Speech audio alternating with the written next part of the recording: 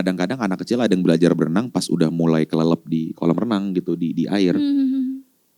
Kadang kali lu harus menjalani dan melewati itu dulu untuk beneran kayak oke, gue salah gitu. Dan gue sangat belajar untuk menjadi gentle itu melalui kucing-kucing gue. Kalau lu mau ngelihat orang gitu aslinya siapa, lihat bagaimana dia memperlakukan orang-orang yang gak punya power terhadap dia. Pelayan, bayi, binatang peliharaan, kayak gitu.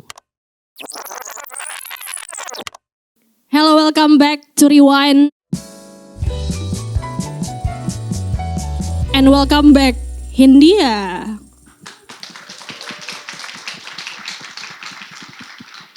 Selamat datang kembali Baskara Putra. Terima kasih. Kita rewind ke tahun 2024, Bas. Ya. Di situ kayaknya cikal bakal dari mixtape ini. Lo sedang mendengarkan lagu atau musik seperti apa? Gue lupa deh, beratnya Charlie tuh rilisnya 23 apa 24? 24 ya? 24, iya. Ya. Itu lagi berat summer gitu kan rasanya kayak seluruh internet isinya lagu-lagu Charlie. Terus apa namanya di momen itu yang monumental buat gue ada Fontaines.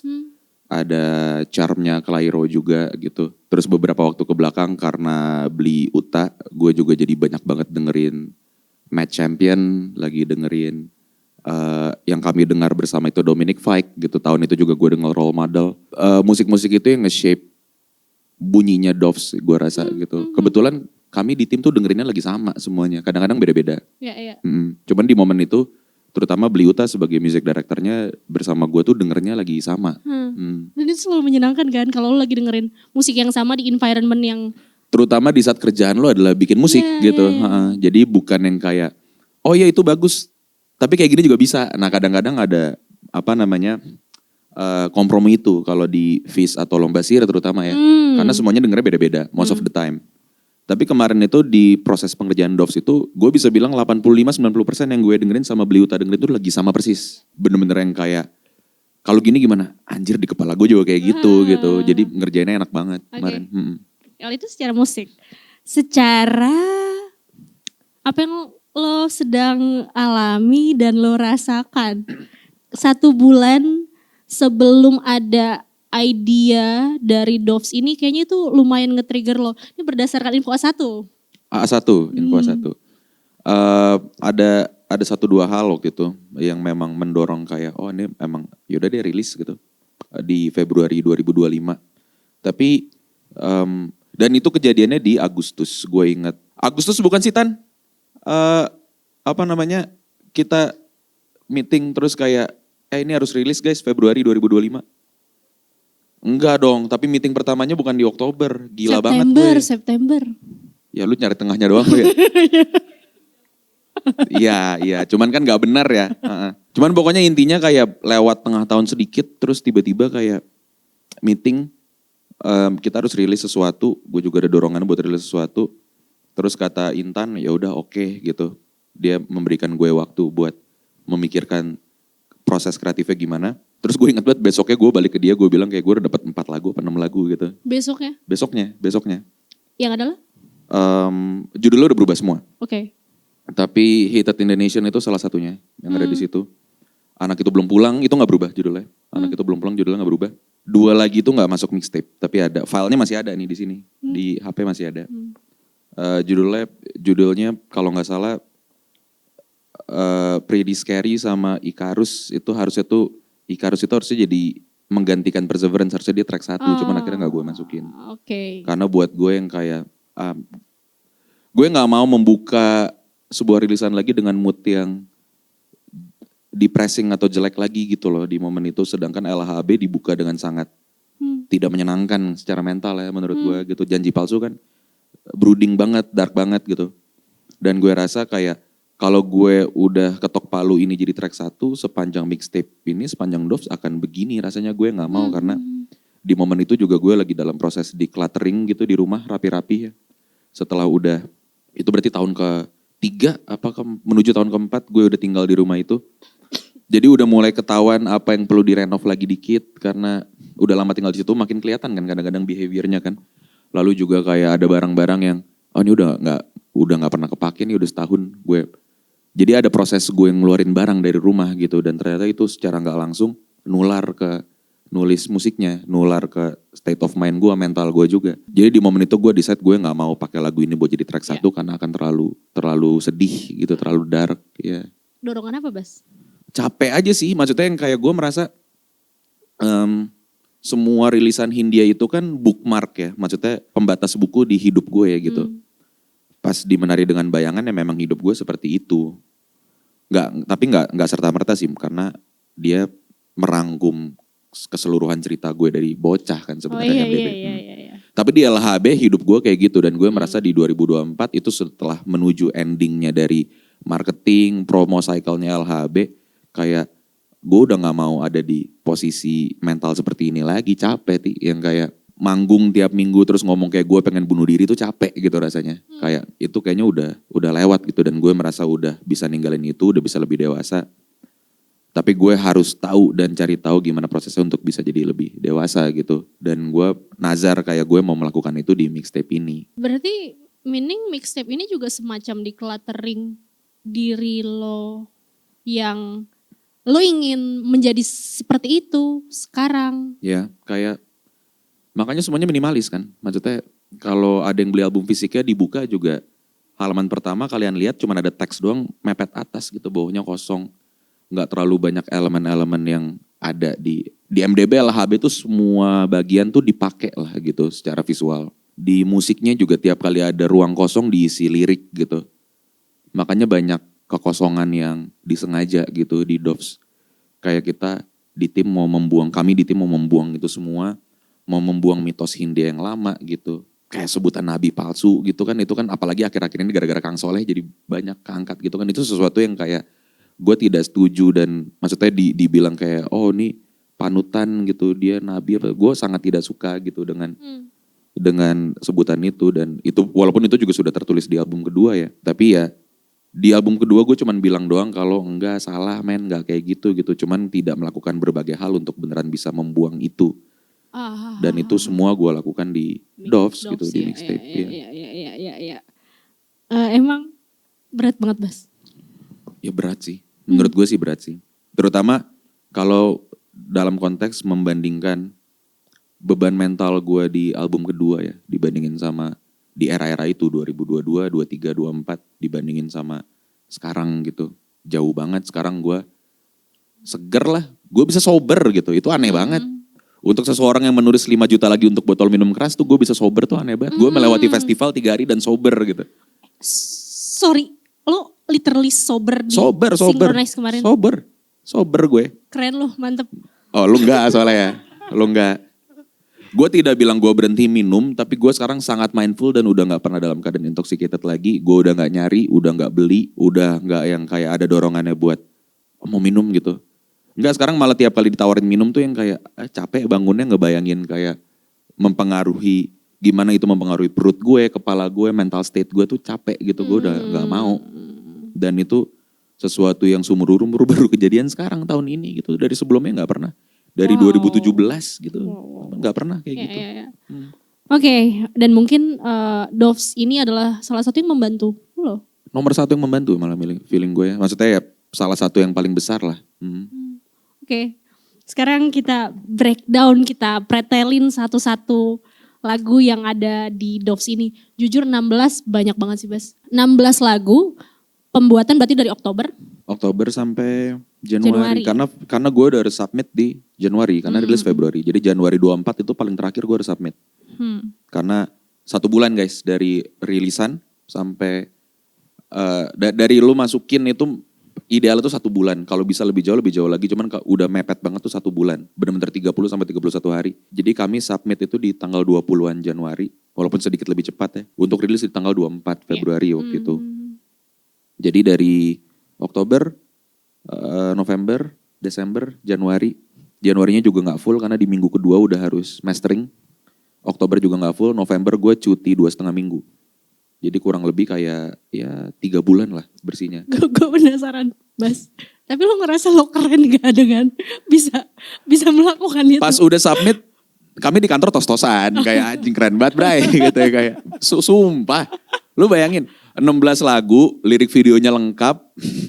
Terus jarak berapa hari ada announcement showcase jarak berapa hari. Di hari itu kan tiba-tiba ada yang kayak bikin yuk di Rossi gitu, listening session pakai LED segala macam, ada lighting, ada Yuri gitu mainin lightingnya. Terus ada merchandise-nya semua, ada fisiknya, ada bukunya, itu udah termasuk buku loh itu 3 bulan itu.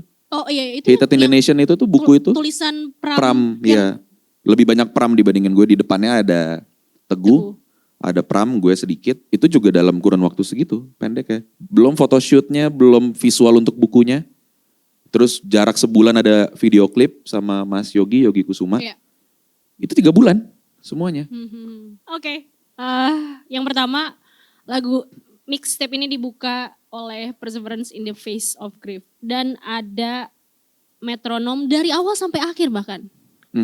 Kenapa? Itu masih ada tuh di bawah tuh metronom yang dipakai 3 konser 3 kota itu. Yang merah. Sebenarnya warnanya merah.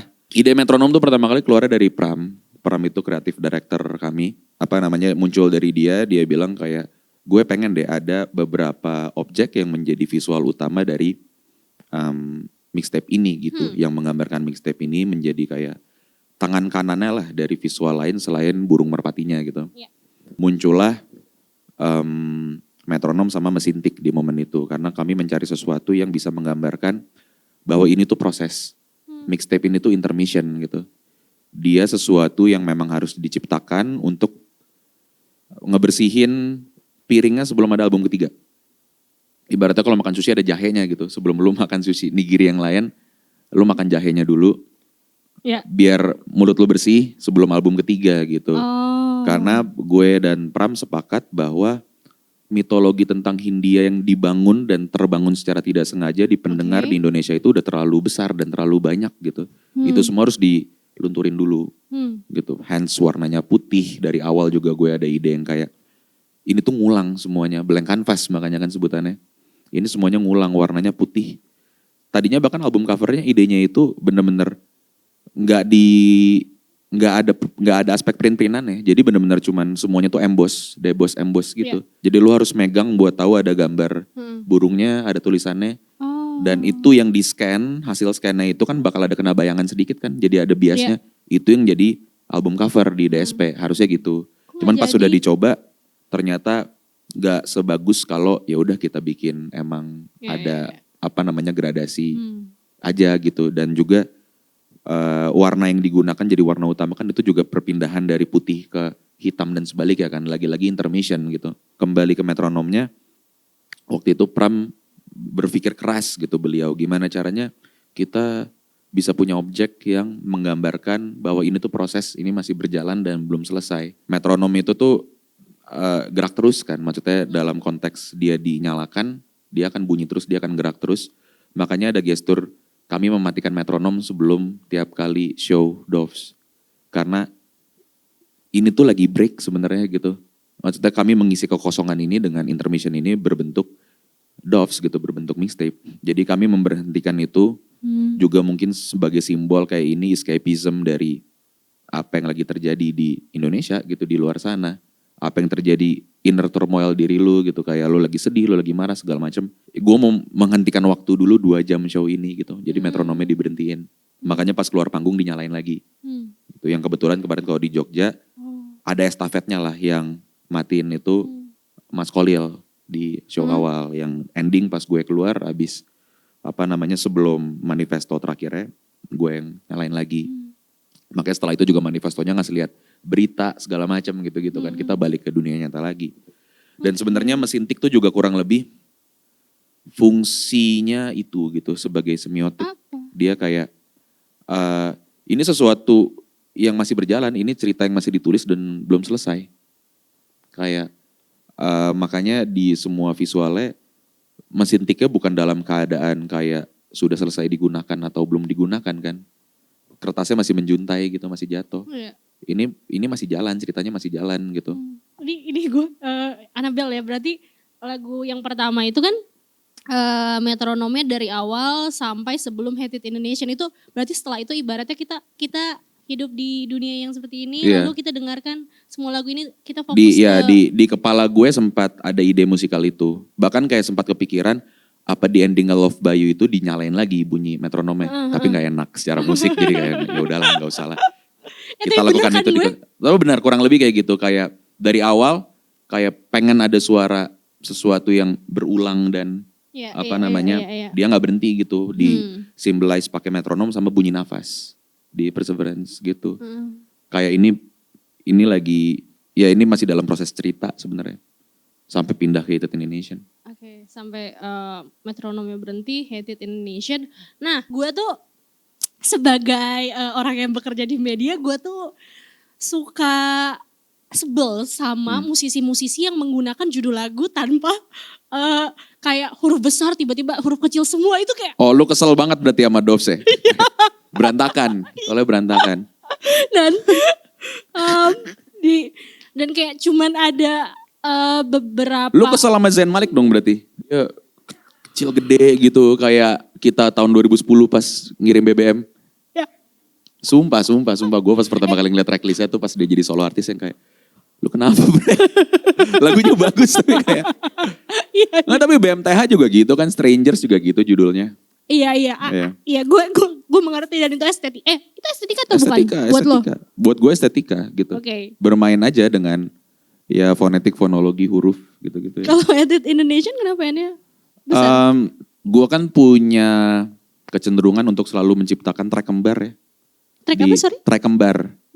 Di pembuka dan penutup rilisan album, mixtape, you name it lah, apapun gitu. Dan itu selalu gue lakukan di semua proyek di mana gue terlibat gitu. Dari dari Fizz gitu di album pertama, walaupun dia tidak dalam bentuk track, tapi ada voice note-nya Bam Astro waktu itu yang nge-mirror gitu paling atas paling bawah. Oh.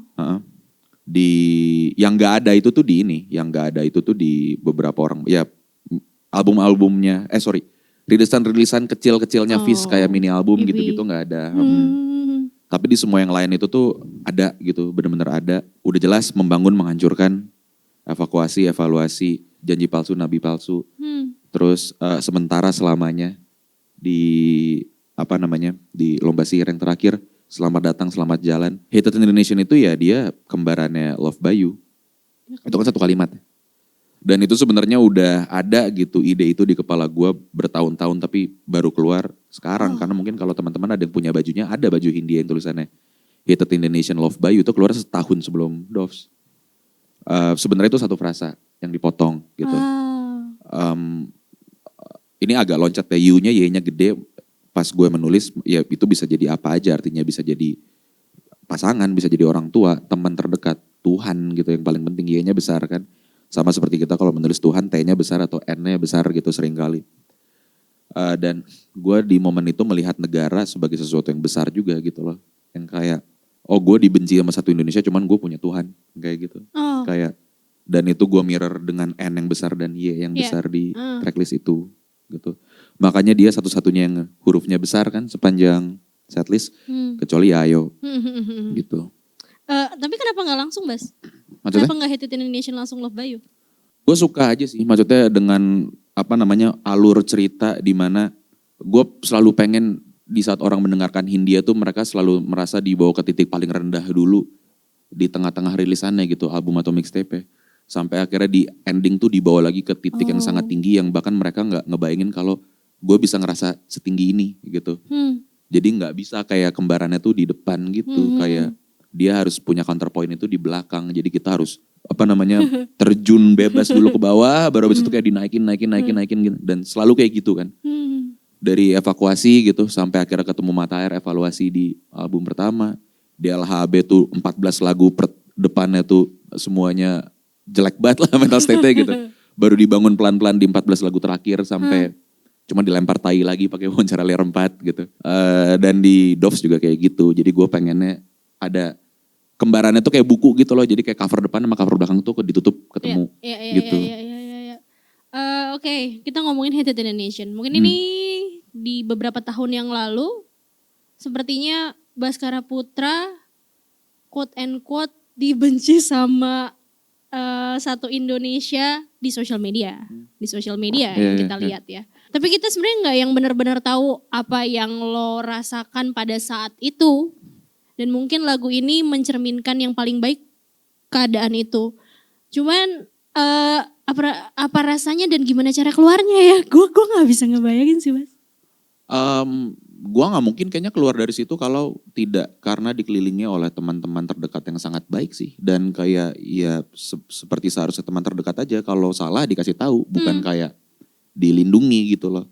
Orang-orang mungkin kayak ya keluarga besar 1024, sekarang Blue Valley Radio, ada juga kawan-kawan Fis lomba sihir gitu. Kayak orang figur seperti pandanya Fis juga gitu, yang kayak dia yang negor tiap kali gue bikin salah.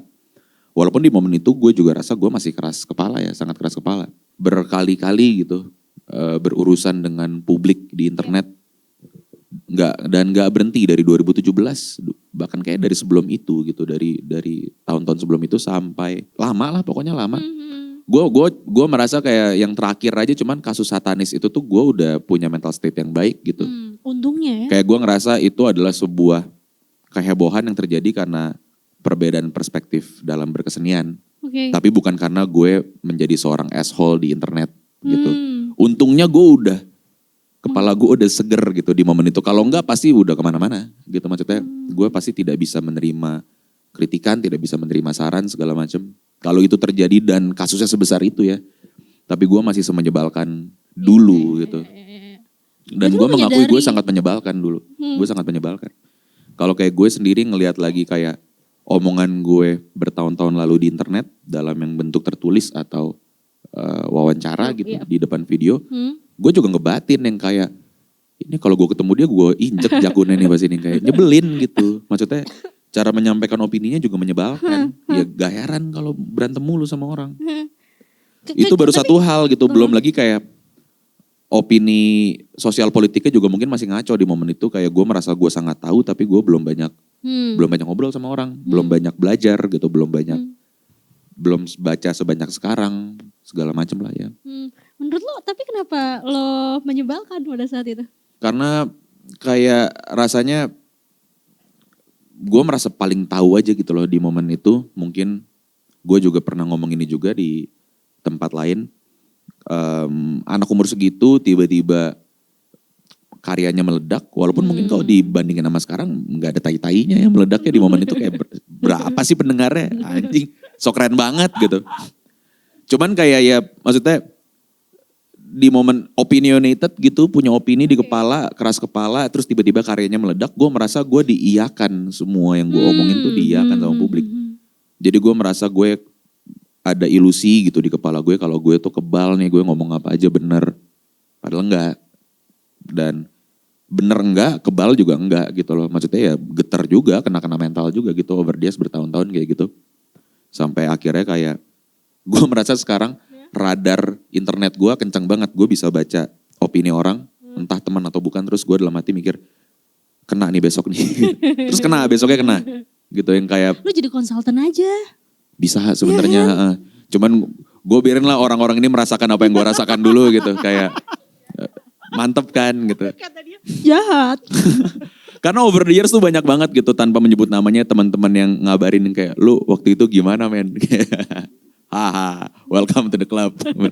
Banyak banget. Kayak gue juga waktu sampein di FIS kali ya, kayak mungkin memang itu proses dan perjalanan seorang musisi, kayak mengenali dirinya, lingkungan terdekatnya, sampai misalnya ketika memang membicarakan tentang A, ya memang apa yang dilakukan adalah A, itu bukan cuman sekedar jualan gitu. Mungkin memang ada perjalanan sampai lo bahkan mengilhami lagu lo sendiri. Tapi memang iya, maksudnya kayak walaupun sebenarnya idealnya seharusnya tidak seperti itu ya. Maksudnya dari awal menulis ya harusnya memang pikiran, perkataan, perbuatan sama gitu, selaras semua. Dan juga harusnya juga tidak seperti itu gitu. Fis dan gue lah lebih tepatnya di momen itu. Tapi gue rasa sangat manusiawi untuk ya kayak kadang-kadang anak kecil ada yang belajar berenang pas udah mulai kelelep di kolam renang gitu di air. Kadang kali lu harus menjalani dan melewati itu dulu untuk beneran kayak oke, gue salah gitu. Oke, gue harusnya di kemudian hari kayak gimana, ya karena ada shock terapinya sih biasanya. Walaupun harusnya kalau bisa jangan kayak gitu ya, maksudnya ya lebih bijak aja dari awal gitu berkarya. Walaupun gua enggak gitu dulu. Tapi ya balik lagi manusiawi. Manusiawi, sangat manusiawi menurut gua. Dan tapi ini Annabelle lagi. Lanjut lagu selanjutnya itu kan Everything You Are. Iya. Kalau diinterpretasikan yang gue baca di TikTok, orang-orang tuh mengamini bahwa ini adalah lagu cinta. Sedangkan setelah gue lihat lagi liriknya dan ini setelah Hate It in the Nation, apakah sebetulnya ini adalah rasa terima kasih lo ke pendengar lo bahwa mereka masih bisa menerima? Ya kalau di kepala gue itu banget, lagu itu adalah tentang pendengar gue gitu. Makanya lagi-lagi posisinya setelah Hate It in the Nation ya.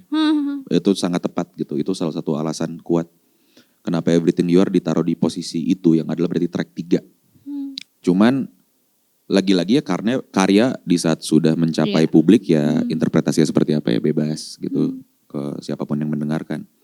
Dan sebenarnya kalau dibilang lagu cinta pun juga nggak salah, maksudnya dalam konteks lain bisa dilihat menjadi seperti itu. Dan sebenarnya kayak rasa terima kasih gue ke pendengar juga kan itu juga bisa dianggap cinta ya, maksudnya cinta kan bentuknya banyak gitu itu. Dan gue belajar itu secara gue belajar itu secara apa namanya kesenian dari Sal gitu, dari seorang Sal Priadi gitu. Dia bilang kayak so far sih dia tidak membayangkan untuk menulis hal yang lain selain cinta gitu, tapi cinta kan bentuknya banyak Bas kata dia. Dan itu sangat refleksikan dengan muatan-muatan yang ada di album media yang terakhir gitu terutama. Kayak dia berbicara atau bernyanyi untuk barat juga itu cinta gitu. Maksudnya kayak ada lagu yang sesimpel kayak gue cuman mau jalan-jalan dengan sangat santai dengan pasangan gue hari ini, itu juga cinta. Maksudnya bentuknya cinta tuh banyak banget. Dan sebenarnya dianggap menjadi seperti itu tidak salah juga ya, maksudnya nggak harus affectionate yang levelnya tuh menjadi pasangan gitu loh untuk mencintai sesuatu. Gue pernah berpikir, tapi gue nggak tahu lo juga sama apa enggak. Lagu yang dibuat misalnya itu tentang apa, bahkan dia mungkin bisa berubah maknanya di beberapa sangat bisa, ya. Waktu setelahnya ya. Sangat bisa. Kita kesana bisa lah kalau diambil contoh dari rilisan Hindia yang lain ya. Itu di kepala gue dan Mas Aryo gitu sebagai salah satu songwriternya. Kami itu membayangkan hal yang berbeda di kepala masing-masing, tapi kami bercerita dan berkomunikasi tentang itu pas menulis lagu ini. Pas udah didengar sama Aco juga gitu, Aco Tenri sebagai sutradara video klipnya, dia punya memori tentang ya sahabatnya dia gitu pas masih SMA yang meninggal, karena itu ceritanya Aco beneran di SMA gitu. Kita kesana. Dan akhirnya pas video klipnya keluar sekarang jadi lumayan banyak bergeser kayak maknanya tentang perpisahan SMA, atau kayak kalau lu punya teman SMP atau SMA ada yang pergi duluan gitu kan. Cuman ya gitu, maksudnya semenjak berapa tahun tuh, satu tahun lebih, 2 tahun gitu, sampai akhirnya sekarang lagu itu tuh jadi lagu send off tentang, gak cuma tentang perpisahan pertemanan tapi juga tentang kematian gitu. Karena ada pergeseran makna yang berubah dan menurut gue sangat fair ya diterjemahkan menjadi seperti itu. Itu sedikit banyak karena Aco juga gitu. 100% mengubah persepsi orang tentang kita kesana di Indonesia gitu. Awalnya kan nggak kayak gitu. Tapi itu menariknya seni sih menurut gue. Kayak setelah itu sudah di publik, mereka semua, pendengar semua tuh punya interpretasi lain dan kedekatan yang lain. Everything You Are juga seperti itu gitu. Tapi itu sudah lo ekspektasikan gak akan menjadi lagu yang paling hits di mixtape ini? Kami expect dia salah satu yang paling banyak didengar. Karena mungkin secara musikal dia yang paling mudah ya. Secara lirik juga muatan bahasa Inggrisnya salah satu yang paling sedikit gitu di Doves, karena kan banyak yang lebih banyak ya dari itu. Dan juga karena topiknya kalau dibaca sekilas bisa banget berubah jadi tentang cinta-cintaan. Dan itu surefire banget di Indonesia gitu. Kalau buat gue pribadi gampang banget kayaknya deh jualan, tanda kutip ya jualan gitu, jualan lagu cinta gitu. Udah dari awal tuh udah nebak kayaknya Everything You Are gitu. Makanya diplot jadi video klip pertama juga segala macam. Yang gak ketebak tuh semua lagu cinta. Karena kan walaupun dia lagu cinta tapi kan dia remake dari lagu lain kan Iya. yang udah ada gitu. Asumsi gue ya pasti lebih gede lagu aslinya lah yang punyanya Sal Emang gitu. sekarang gedean Enggak, maksudnya kalau dibandingin nih dipelintir nih anjing nih emang nih. Oke, topiknya Sal lagi monyet. Enggak, maksudnya dia salah satu yang angkanya paling tinggi kan di Doves dibanding gitu. Sal. Dibanding Doves, dibanding yang lain lu mah juga lu ada lu. Seneng banget ngeliat temennya masuk jurang dah. Set. Oke. Ya, Tadi apa namanya? Dia posisi 2 deh kayaknya sekarang. Kalau diurutin ya di Doves setelah Everything You Are tuh semua lagu cinta yang salah satu yang paling tinggi. seberapa everythingnya tim Hindia? Everything lah, maksudnya kayak gua juga merasa dan gue juga sempat mengutarakan itu berkali-kali, sempat menulis itu berkali-kali. Gue cuma nyanyi suara gue juga jelek gitu. Kalau nggak ada mereka mah nggak ada yang nganterin ke tenis indoor gitu, nggak ada yang nganterin ke AMI Awards segala macam, nggak apa jelek gue, sumpah. Mereka ini gitu, mereka yang ngebangun ini semua gitu. Tim gue dan mereka, gue mah cuman dititipin doang sama Tuhan kayak gue pengen lu cerita ini ke banyak orang, tapi gue pakai hidup lu ya gitu, buat jadi vessel gitu. Gue cuman merasa gitu doang. Karena kan ada 2 ya sebetulnya. Ketika lo mendapatkan apresiasi yang begitu besar, apakah lo melihat lo sebagai vessel atau lo sebagai nabi gitu kan. Dan lo tidak memilih jalan itu. Kita boleh masuk ke 3 lagu tentang kucing. Oh ya. Gue punya rasa penasaran yang besar sebetulnya Bas. Karena gue tidak punya pengalaman personal sebetulnya ke binatang peliharaan. Tapi lu punya binatang peliharaan? Gak punya. Gak punya? Terus kayak gue lumayan punya curiosity sama orang-orang yang punya rasa cinta yang begitu besar. Kalau lo spesifiknya ke Mimi dan Betty. Ya, dan semua kucing. Dan semua kucing-kucing. Ya. Kalau gue bicara jujur, gue bisa bilang tidak semua yang memiliki hewan peliharaan itu punya attachment sebegitunya dengan hewannya gitu. Ada teman-teman gue yang punya hewan peliharaan dan sayang juga sama mereka. Tapi kalau bercandaan gue sama beberapa kawan-kawan gue gini gitu, kami bisa membedakan mana yang ngelihat peliharaan itu sebagai peliharaan, mana yang ngelihat peliharaannya sebagai anak.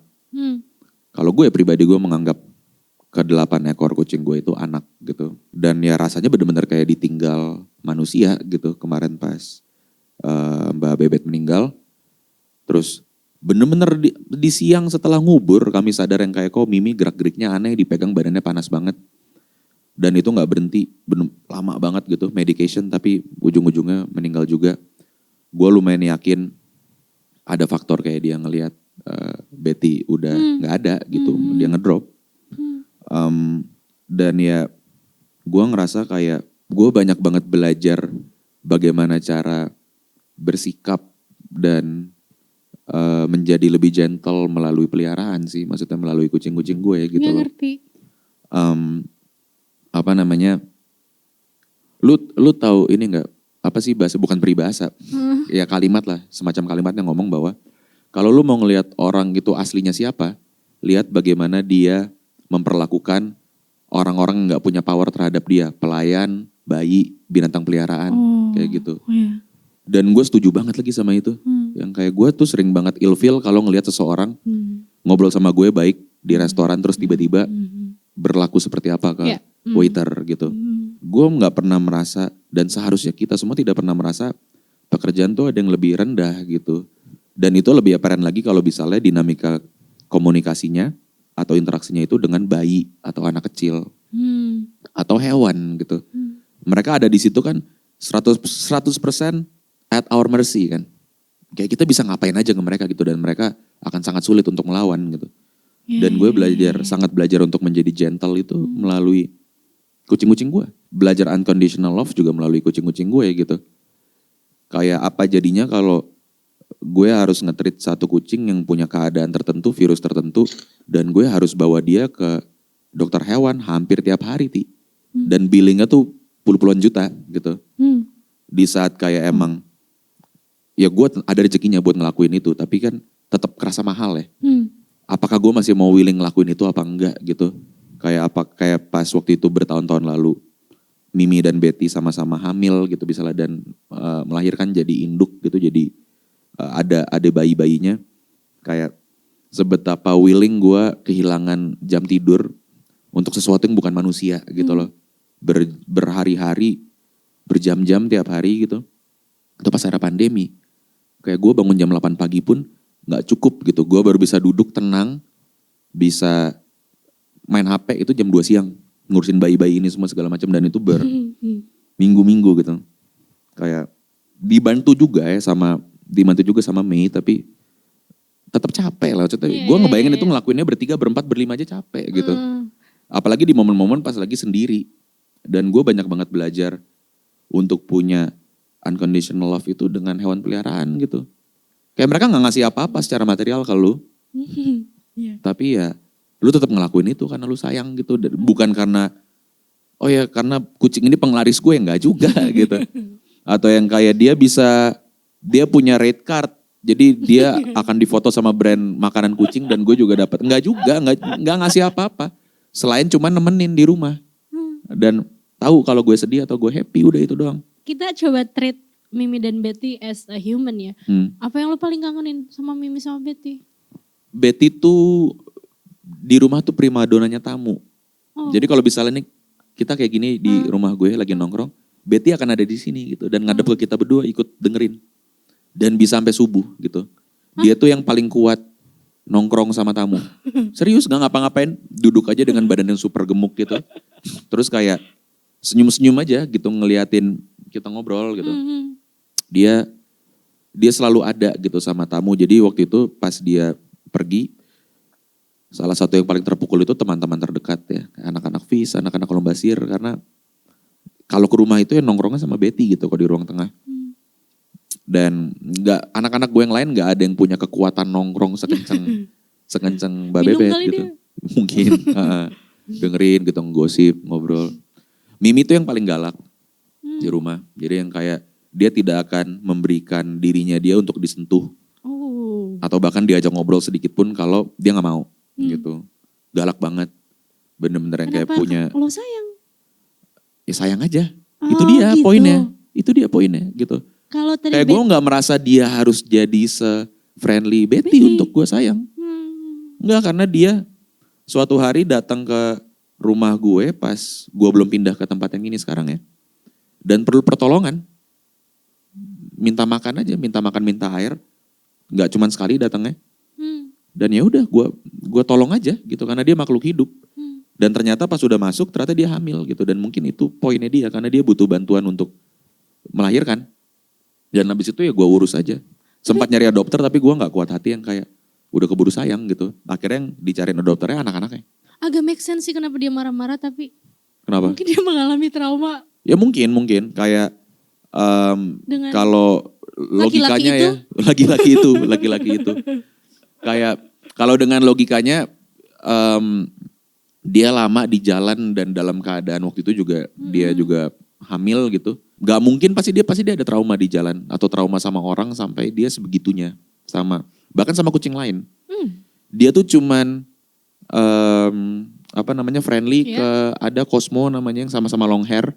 Mungkin karena dia melihatnya sama bentuknya sama dia dan Cosmo juga nggak gimana maksudnya dia good boy banget. Tapi gitu. Kan dia nggak tahu bentukannya sama apa enggak.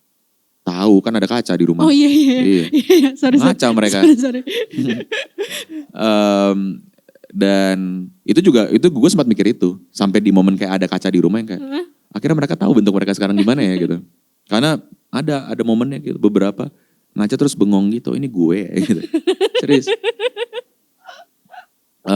Terus sama Betty dia cuma friendly sama Betty doang gitu. Dia friendly sama yang betina dan Cosmo. Tapi sama yang lain sama tamu semua bahkan sama laki megang dikit tuh langsung kayak gitu nyakar gitu. Yeah. Dan tempat-tempat dia nongkrong tuh secluded lah kayak di rumah. Di rak-rak belakang gitu sendiri. Tapi dia seneng udah sendiri kayak gitu. Kalau ke ruang tengah pun kepisah gitu. Maksudnya nongkrong di ruang tengah tapi agak jauh sama yang lain gitu. Dan ya udah itu Mimi aja sifatnya begitu galak banget. Pasti dia MBTI-nya introvert ya ada. Ya mungkin. Soalnya dia kalau ke ruang depan aja dia tuh harus masuk ke dalam gorden gitu loh, dia nggak mau. Oh Iya. gitu. Jadi dia nongkrongnya tuh di dalam gorden gitu ngeliatin ke luar rumah. Nggak pernah yang kayak sama yang lain-lain gitu. Emang sendiri aja pengennya. Rest in peace, Rest in peace. Mimi dan Betty. Tapi dari cerita lo, gue agak lumayan relate karena gue beberapa waktu ke kosan teman gue yang ada kucingnya dan dia tidak galak dan dia kayak lucu. Terus gue kayak oke, mungkin kayaknya gue bisa memulai itu pelan-pelan. Sebenarnya bisa, gue yakin semua orang bisa. Maksudnya, gue juga dulu nggak suka-suka banget sama kucing. Yang bikin gue suka sama kucing itu Mei, pasangan gue. Sampai akhirnya satu momen, gue masih tinggal sama orang tua gue. Si abang ini datang dan suatu hari dia perlu dibawa ke dokter hewan gitu. Abis dari situ gue mikir kalau dikeluarin lagi sakit lagi dong. Kayak orang lukanya masih kebuka. Akhirnya masuk kamar gue. Dan udah tuh setelah malam itu udah sama gue terus sampai hari ini gitu. Abang. Dia kucing pertama. Iya. Oke, Kids, Mimi, Betty, 3 lagu tentang kucing. Tapi kalau kita ngomongin spesifik Betty, by the way gue suka banget Betty, kayak suara Priska di situ tuh kayak wow, lo bisa seindah itu ya. Talenta Tuhan tuh. Iya. Tapi kenapa lo akhirnya mengajak Priska untuk mengisi lirik bersama? Maksudnya itu kan sesuatu yang personal ya, Betty sesuatu yang personal untuk lo gitu. Ada alasan tertentu? Jadi awalnya tuh gue ngajakin Priska, kalau Emir sebagai produser memang dia sudah terlibat dari awal. Dan gue bilang, Mir di lagu yang cocok ntar sebagai white chorus yuk main gitu. Priska mau gak? Mau banget gitu katanya, ayo. Di momen itu, di kepala gue yang harusnya featuring sama white chorus itu harga 1 pil. Karena buat gue secara musik pun juga itu yang paling white chorus gitu. Upbeat juga kan, maksudnya kayaknya ruang untuk Priska bisa mengisi di situ banyak. Walaupun pada akhirnya dia ngisi ya, tapi cuman 1 line gitu, 1 kalimat. Cuman ada momen di mana Emir bilang ke gue, Priska juga bilang ke gue, belum dapat nih di harga 1 pil, bentar ya minta waktu lebih gitu. Sampai tiba-tiba dia balik ke gue terus ngomong, kalau di Betty gimana Bas gitu, si Priska bilang. Di momen dia nanya kayak gitu, dan gue juga sekilas melihat gitu ya, maksudnya dia sedang berkabung. Gue tahu kalau emang hatinya Priska adanya di Betty gitu. Kayak gue bilang, ya udah nggak apa-apa Priska, emang lu pengennya ada di situ gitu. Itu udah caranya ya, energi dari alam ini gitu, dari Tuhan, dari semesta tuh udah emang mintanya lu tuh ada di situ gitu. Ya udah nggak apa-apa. Dan dia mengembalikan Betty bagian outro-nya, ditambahin sama Emir sama Priska, jadi harusnya tuh nggak ada outro itu. Jadi begitu dan sangat indah gitu buat gue. Yang kayak di momen itu gue ngerasa, oh ya emang berarti state of mind-nya Priska lagi di situ dan dia emang perlu mengeluarkan energinya di Betty. Gitu. Iya. Karena itu sangat terasa sih, maksud gue. Kerasa banget, bener kerasa banget. Even gue pernah berpikir gitu kayak, kalau ini lagu white chorus, maksud gue meaning kayak, itu tuh sangat menyatu gitu loh, lagu Betty ini dibawakan oleh kalian berdua dan kayak ini lagu milik kalian berdua, ini bukan lagu milik lo doang gitu. Iya, gue ngerasanya di momen Priska udah nulis dan mengeluarkan energinya dia di lagu itu, nge-reflect apa yang sedang terjadi gitu ya di hidupnya dia. Ya Betty itu udah bukan tentang Betty doang gitu pada akhirnya. Ya pasti ada yang lain gitu di kepala Priska di momen itu ya. Bisa gitu ya, tapi maksudnya lagu. Itulah kayak kalau kadang-kadang obrolannya dengan sesama kawan-kawan musisi atau produser, seniman atau musisi yang energinya kuat banget itu tuh, dia tuh bisa narik sebuah karya yang kosong tuh jadi punya dia gitu. Bahkan kalau dia tuh featuring. Kayak bercandaan kami gitu, kadang-kadang ada beberapa featuring yang akhirnya overshadowed gara-gara ya tamunya jadi yang ngerasa yang punya lagu dibandingin yang ngasih lagunya gitu. Dan Priska buat gue energinya di Betty kuat banget ya, ketarik ke Priska itu ke situ. Apalagi di bagian yang dia sama Emir bikin sendiri buat di endingnya itu. Karena kita ngomongin tadi bridging yang bagus nih ke musisi-musisi yang punya energi kuat. Di 2 lagu setelahnya, A Feeling dan Semua Lagu Cinta ada unsur dari lagu Sulung dari Kunto Aji dan Semua Lagu Cinta dari Sal Priadi. Kenapa Sulung dan Semua Lagu Cinta, kenapa Kunto Aji dan Sal Priadi? Jawaban paling simpel adalah mereka teman dekat ya. Dan mixtape ini tuh nggak mikir lah, maksudnya udah pasti dari semua faktor, salah satu faktor terpenting adalah kedekatan gitu kalau ngerjain mixtape Iya, ini. iya, Siapa yang bisa ngerjain cepet? Kita Iya. cuma punya 3 bulan. Dan gue ada cuti gitu di November. Enggak, sorry. Kenapa lu cuti? Ya emang kenapa? Masa gue gak boleh cuti? Maksud gue. Lu kayak HR nyebelin anjir.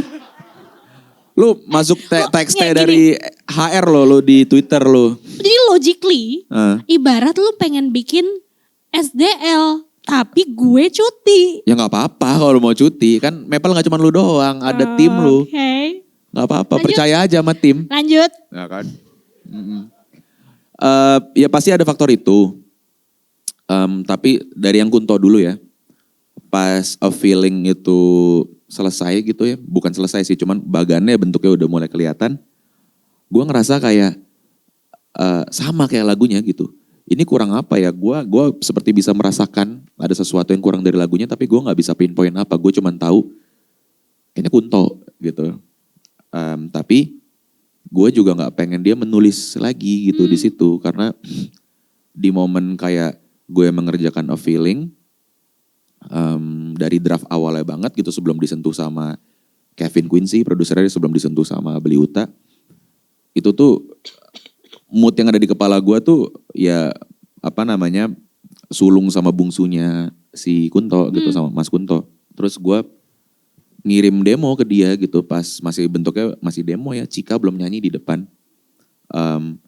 Mas, gue pengen lu nyanyi dong di sini, tapi jangan proper, pakai HP aja gitu, kirim pakai HP aja. Lo kenapa gitu? Kata dia. Yang kayak ya nggak apa-apa, maksudnya yang kayak kenapa harus proper, karena kayak kalau buat gue gitu, format kesenian kan bebas ya. Maksudnya pada akhirnya gue ngerasa moodnya tuh harus dapetnya pakai voice note gitu. Tempel aja ke mulut, nyanyi gitu. Apa namanya, denger lagunya pakai earphone mungkin di device lain, nyanyi aja. Nyanyi sulung, dan gue nyanyi di versi demonya, gue yang nyanyi bagian itu gitu. Yang ini aku nyanyi pakai lirikmu gitu. Terus kata dia, oke. Pas dia udah nyoba, dia bilang, Bas ini bagus banget. Gue nambahin 1-2 kalimat boleh gak? Kata dia gitu. Tapi gue tetap akan ngerekam pakai voice note kok. Dan akhirnya keluarkan ada beberapa kalimat tambahan kan. Jadi dia kayak nge-extend liriknya sulung, dan itu adanya di A Feeling gitu. Dan itu, sorry, yang kita dengarkan sekarang maksudnya voice note sampai sekarang? Voice note, itu voice note. Gue gak mau kayak dia ngetek terlalu proper gitu. Selain karena moodnya gak dapet, waktu juga. Terlalu dipikirin aja jadinya. Iya, gitu. waktu 3 bulan yang lu cuti, Iya. 2 minggu itu. Bagus kan untuk mental health katanya. Apa namanya, akhirnya voice note, beneran voice note. Pas udah jadi juga yang kayak, kayaknya gak gue yang nyanyi deh di depan gitu. Gue pengen anak-anak terlibat lebih banyak gitu di Doves ini. Madu apa Cika ya, kayaknya pengen suaranya tuh suara perempuan gitu, karena terlalu maskulin. Gue gak suka sama karya yang terlalu maskulin gitu. Akhirnya pas udah dites-tes segala macem, coba-coba denger lagi, gue sama Beliuta sepakat ini Cika deh kayaknya. Dan piano banget juga gitu, depannya lagunya Kevin juga bikinnya kayak gitu. Akhirnya Cika yang nyanyi, dia sama Beliuta workshop pas gue cuti di garasi gue. Dan dapat tuh, mereka berdua dapat pecahan-pecahan suara itu segala macem, gue baru nyanyi di tengah lagu. Dan gue rasa sebenarnya A Feeling itu salah satu centerpiece-nya mixtape ini ya. Karena sekali-kalinya kata Doves itu keluar cuman di A Feeling gitu. Dia ya benar-benar tengahnya banget lah. Dan ya gue rasa lumayan banyak merangkum mixtape ini juga gitu. Yang kayak gue punya perasaan tapi gak tahu apa. Gue gak tahu ini bagus atau baik. Gue cuman perlu memproses perasaan ini gitu.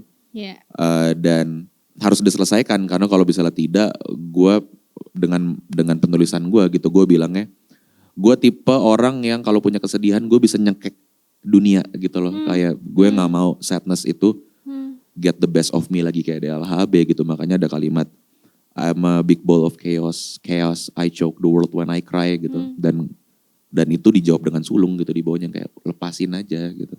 Dan A Feeling tuh itu, tentang itu. Sesuatu yang gue rasakan tapi gue gak tahu. Berarti itu tadi sama kompetitor nomor 1, Kunto Aji, yang kedua Sal Priadi. Kompetitor gue nomor 1 Kunto Aji. Iya ya. Gimana Mas joke? Mas Kunto. Potong dong yang ini di TikTok biar gak cuma gue doang yang kena. Maksud lu gue kena? Iya sekali-kali lah Ti. Jangan Rasain, please. seru Nggak tahu. mau, nggak Lu mau. gak mau. Amit-amit. Oke. Ke kayu ngetok Oh ya. iya, kalau ini nggak ngaruh ya? Kalau ini cuman bagus aja pas kena hitam putih filternya warna merah. Semua lagu cinta Terdengar sama. Iya. Kenapa?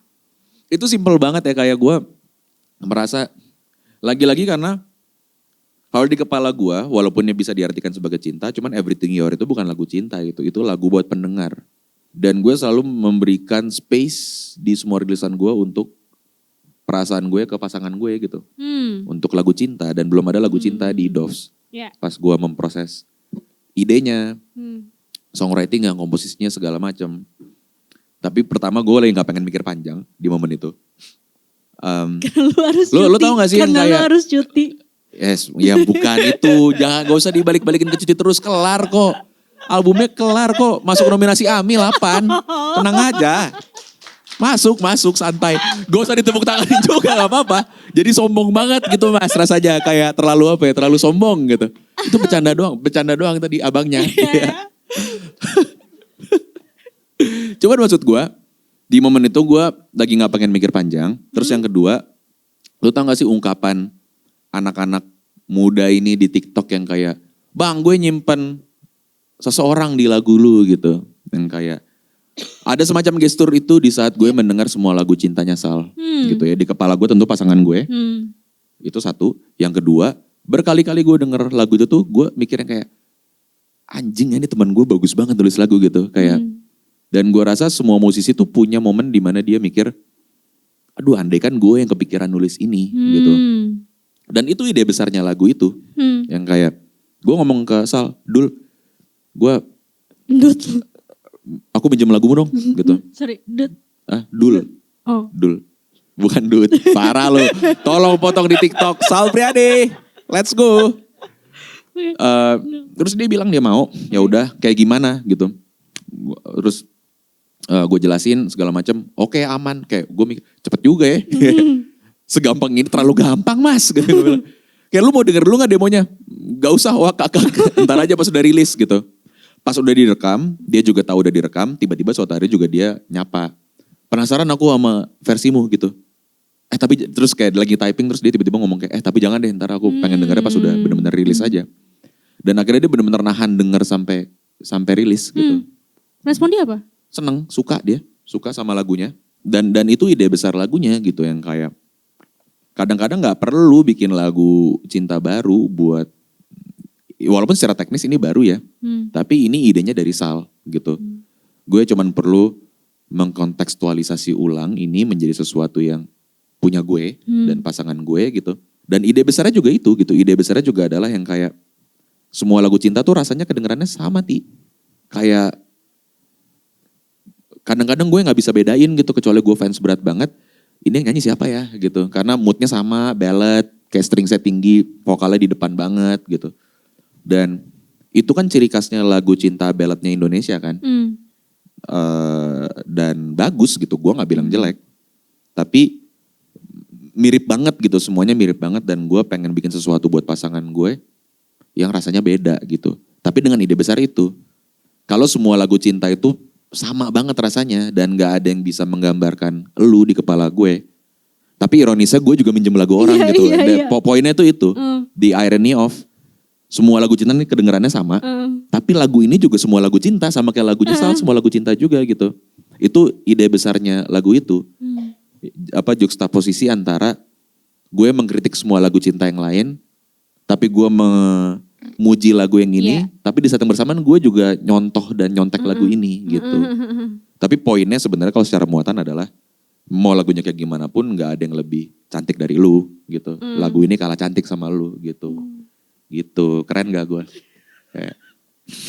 Biasa aja ya. Tapi gue penasaran, apa respon Medina pertama kali? Mesem-mesem doang dia, kayak gue nih gitu. Ya biasalah, maksudnya gue dan dia punya cara masing-masing untuk memperlihatkan afeksinya gitu. Tapi ya happy anaknya, puji Tuhan. Happy. Oke, ya tapi itu lagu yang manis. Jadi kayak dikali 2 gitu. Punya Sal juga Enggak, manis. maksudnya bukan dikali dua deh. Lagu yang berbeda lah. Lagu yang beda. Gue rasa sekarang lagu udah yang jadi lagu yang berbeda. sangat berbeda. Dan gue bersyukur banget dapat produsernya Lava buat nge-remake semua lagu cinta ini. Karena dia tahu persis mendengar dan melihat Sal apa yang Sal ingin sampaikan, dan dia tahu persis apa yang ingin gue modify dari lagunya Sal gitu. Dan gue rasa dapat banget gitu. Kayak kata dia, ini dua orang yang berbeda ingin mencintai pasangannya masing-masing dengan cara yang berbeda, tapi dikasih template-nya sama gitu. Minjem lah sebenarnya yang temennya minjem gitu.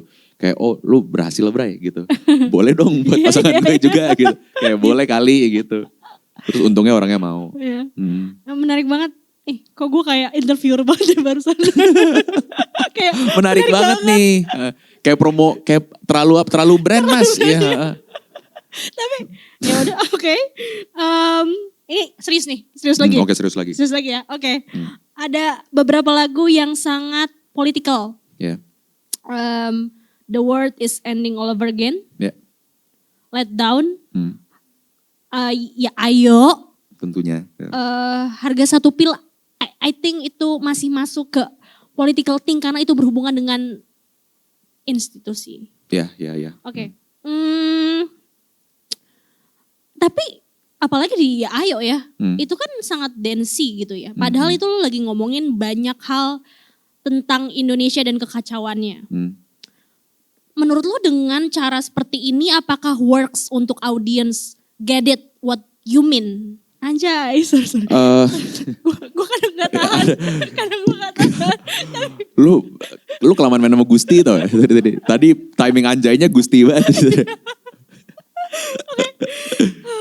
Iya cuman gue nangkep maksudnya pertanyaannya.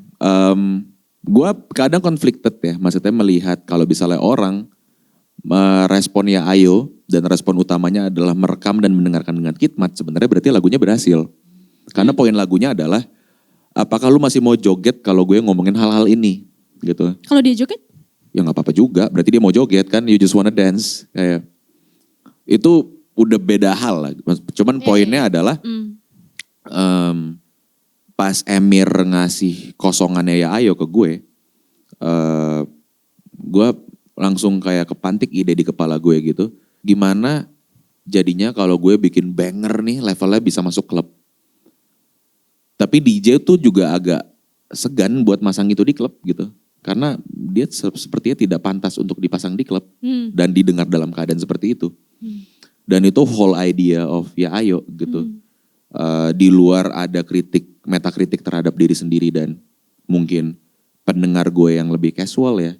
Yang kayak makin kesini pendengar makin banyak, gue makin sering melihat ada pendengar Hindia yang berusaha melepaskan konteks sosial politik dari karya-karya gue atau sudut pandang sosial politik gue dari karya-karya gue gitu.